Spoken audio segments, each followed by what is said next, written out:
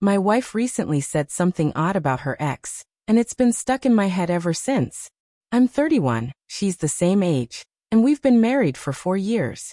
For the sake of privacy, I'll call her Abby. Our relationship has always felt strong. We love each other, we laugh a lot, and we've even started talking about having kids. Honestly, I don't have much to complain about. Before she met me, Abby was in a relationship with a guy named Brock that lasted about 2 years. She told me once that she was head over heels for him but eventually had to leave because he was verbally abusive. Not long after that breakup, she and I crossed paths, and from there things moved forward quickly between us. I assumed she had completely put him behind her, but every so often she makes comments about him that throw me off balance. Once, while explaining why she tolerated his abuse for so long, she admitted he was so attractive she sometimes struggled to even look him in the eye. Hearing that was unsettling, especially since she's never said anything like that about me. It felt like an indirect comparison, and it hurt, though I kept it to myself. Abby tends to get upset when Brock's name comes up, so I usually let those things slide. There have been a few other times when she'd recall something Brock used to do, and for just a moment, her expression would turn soft and almost wistful, as if part of her still lingered on him. It wasn't frequent enough to make a fight out of, but it stayed in the back of my mind. I've even told her before that I sometimes feel insecure, as though she thought Brock was more attractive than me. She reassured me that she doesn't think about him in that way anymore, and that I'm the one she loves. Still, something she said a couple of nights ago has been gnawing at me. We were on the couch watching Netflix, and Abby had been drinking a bit. Somehow the conversation drifted onto feet, and how we both find them gross. I lifted my bare foot, joking that nobody could possibly find my feet attractive because they're hideous. Abby laughed, agreed playfully, and told me my feet were gross. I didn't take offense because she was clearly joking. But then she paused, stared for a moment, and said almost absent-mindedly, "The only feet I've ever found attractive were Brock's. He had the most beautiful feet." The words hit me like a slap.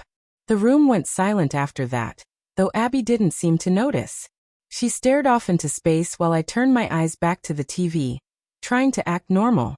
The next morning she behaved as though nothing had happened. Maybe she didn't remember saying it, maybe the alcohol was to blame, but the remark has been eating at me ever since. It's not just that she brought him up, it's the comparison. She called my feet ugly, then immediately praised his. It sounds ridiculous to admit, but it made me feel insecure and jealous in a way I can't shake. Abby has noticed my mood. Earlier today she asked if something was wrong. I brushed it off, said everything was fine, but the truth is I can't just pretend it didn't bother me. At some point, I need to sit her down and talk about it. The problem is we're stuck at home together for the next couple of weeks, so if the conversation gets ugly, neither of us has space to cool off. I don't want it to reach that point, but I don't think I can bottle it up much longer.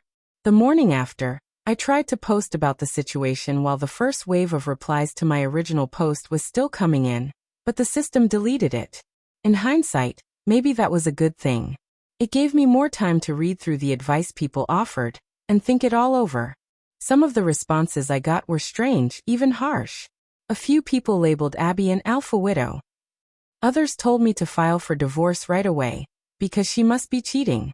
A handful even went as far as calling her a witch.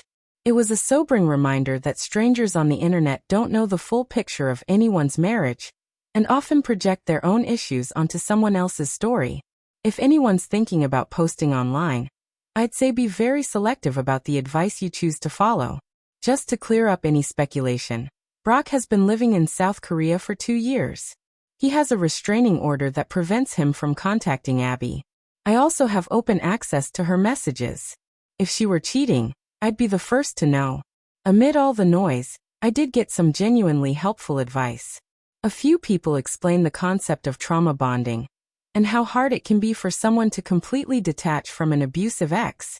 That perspective made more sense than anything else I read. Last night, I was sitting on the bed, stewing in my thoughts, when Abby came in. She sat down next to me and studied my face. She must have picked up on the distance between us because I haven't been myself since that comment, and our bedroom has felt colder than usual. She asked gently if I was okay. I forced a small smile and admitted, "No, not really." Her face fell, and she asked if we could talk. I sighed heavily, sat in silence for a moment, then nodded. What struck me was that she didn't look defensive or angry. She looked genuinely concerned. That told me she probably didn't realize how much her words had hurt me. I decided to be honest. I asked if she was willing to be completely truthful with me. She said yes. I then asked if she was happy being married to me, or if deep down she wished she were with someone else. She looked startled and told me she couldn't imagine being married to anyone but me. My voice was trembling as I spoke, and I could see her eyes glistening too, like she was about to cry. Finally, I laid it all out. I finally told Abby what had been eating at me. I reminded her about that night on the couch when we were joking about feet, and she said mine were disgusting but that Brock's were beautiful.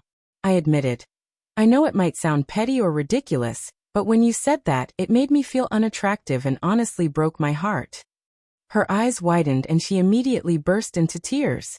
I went on, explaining that there had been other moments too. Times when she brought up Brock in a way that made it sound like she still missed him, like she was still enchanted by the memory of him. I confessed that I sometimes felt like Brock was probably better looking than me, and that maybe she would have chosen him over me if things had been different.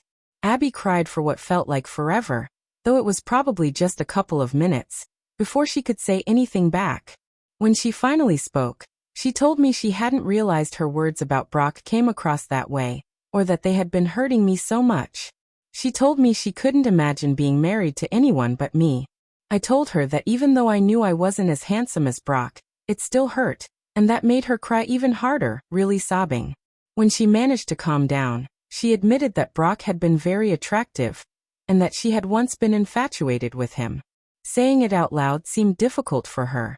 But she also said he was controlling, cruel, and made her feel unsafe, whereas with me she has always felt safe and secure.